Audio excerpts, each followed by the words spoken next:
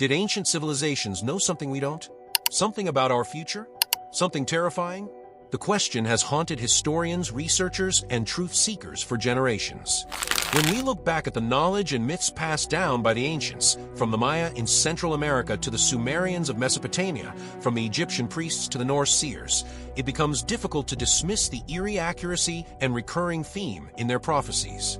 A theme that suggests they may have predicted the end of time. Let's dive deep into a mystery that spans across continents and millennia. One that connects stone temples in Guatemala, clay tablets in Iraq, and cryptic hieroglyphs in Egypt. All whispering the same thing: something catastrophic may await us in the future, and the ancients try to warn us. Take the Mayan civilization. For many people, the Mayan long count calendar is the first thing that comes to mind when talking about doomsday predictions. According to popular belief, the Mayan calendar ended on December 21st, 2012, a date that was widely misinterpreted as the end of the world. While we're all still here, what's fascinating is that for the Maya, that date didn't represent destruction. It marked the end of one great cycle and the beginning of another. But even within their own legends, the Maya spoke of ages that ended in massive global catastrophes, floods, fire from the sky, earthquakes. Were these just symbolic myths? Or were they accounts of real cataclysms passed down from survivors of earlier worlds? This is where things start to connect. Ancient texts and myths from around the world all talk about cycles of time, golden ages followed by destruction, rebirth followed by ruin. Hinduism speaks of the yugas, for great ages of man, each one decaying more than the last. According to Hindu tradition, we are now living in the Kali Yuga, the final and darkest age, marked by corruption, violence, and spiritual decay. At the end of this cycle, they say, time itself will dissolve, and the world will be destroyed before being reborn. Then we look at the ancient Sumerians, the oldest known civilization, who created the first known system of writing. Among their many myths is the story of a great flood, eerily similar to the biblical tale of Noah. In their account, the gods decide to wipe out humanity due to its growing wickedness. Sound familiar? It should. Similar flood myths exist in over 200 cultures across the globe. Could this mean they were all referencing the same global disaster, something so massive it etched itself into the collective memory of humankind? The Egyptians had their own version of the world's end. According to some ancient texts, including the prophecy of Nefertiti, there would come a time when Maat, the goddess of truth and order, would be replaced by chaos. This time of disorder would precede the return of a divine figure who would restore balance, but only after much suffering. These prophecies were not just abstract ideas, they were inscribed on temple walls, hidden in tombs, and guarded by priests. They believed the balance of the cosmos was fragile, and when it breaks, the consequences would be apocalyptic.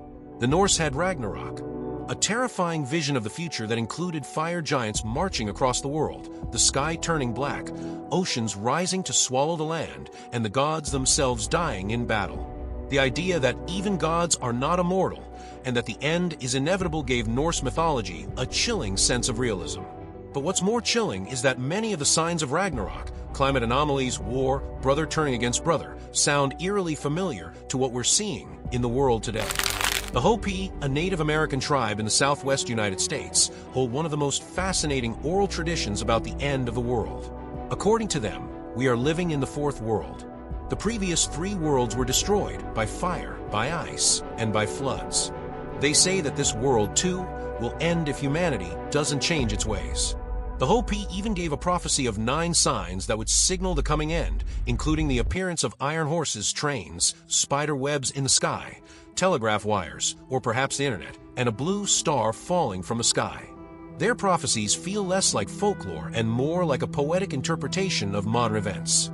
In many of these cultures, time was seen as cyclical, not linear. This means they didn't see the end of the world as final, but as part of a repeating loop: end, destruction, rebirth, then start again. But here's where it gets interesting. What if those cycles were based on actual astronomical events?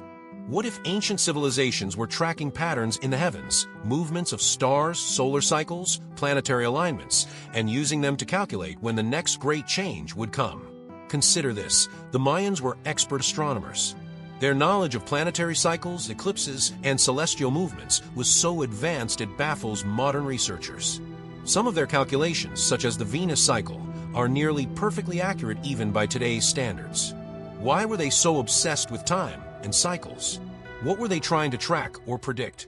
Modern scientists have found evidence of solar cycles, magnetic pole reversals, and mass extinction events that happen roughly every 12,000 to 13,000 years.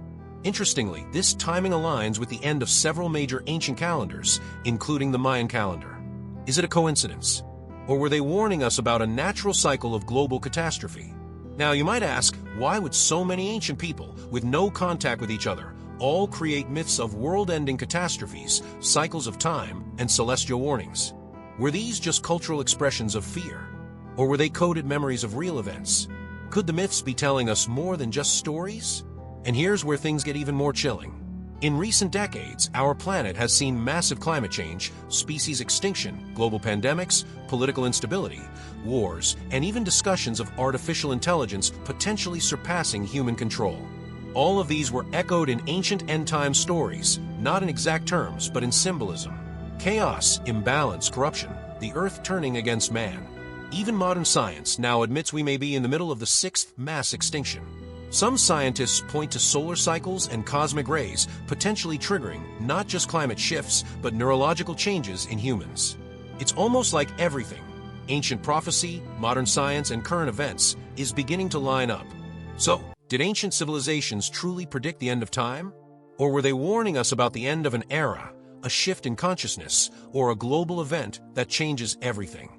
Maybe their myths weren't just religious or philosophical, they were historical and scientific, encoded in metaphor, so they could survive the ages. One thing is certain, they all left messages. In stone, in myth, in numbers. They obsessed over time, tracked the stars, and passed down warnings wrapped in stories. Whether you believe these are symbolic or literal, they deserve a deeper look. Because maybe, just maybe, they were right. And now, we're standing at the edge of the next great cycle. So the real question isn't whether ancient civilizations predicted the end of time. The question is, are we listening? And more importantly, are we ready? Thanks for watching. If you found this journey through ancient prophecies and end-time predictions as fascinating as we did, don't forget to hit that like button and subscribe for more mysterious and thought-provoking content. Your support helps us uncover more hidden truths from the past and bring them to light. Drop a comment below and let us know which ancient civilization you think knew the most about the future. Until next time, stay curious, stay questioning, and stay prepared.